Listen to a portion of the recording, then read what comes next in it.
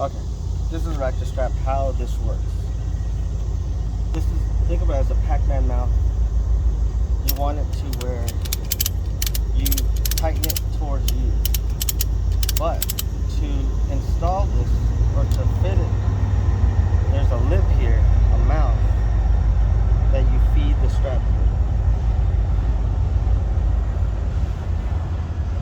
Once you feed it through,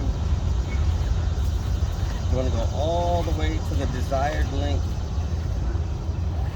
of whatever you're strapping.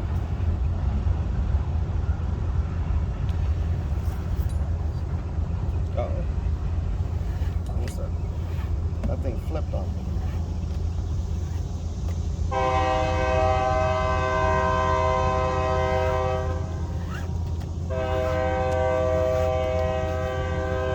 Alright, you want to do it to where the orange indicator is up. Just like that. How that flipped on me, I don't know.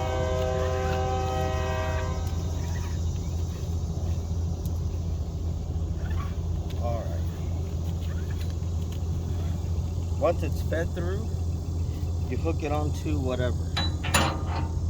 I'm not really hooking, I'm just hooking on to show you guys.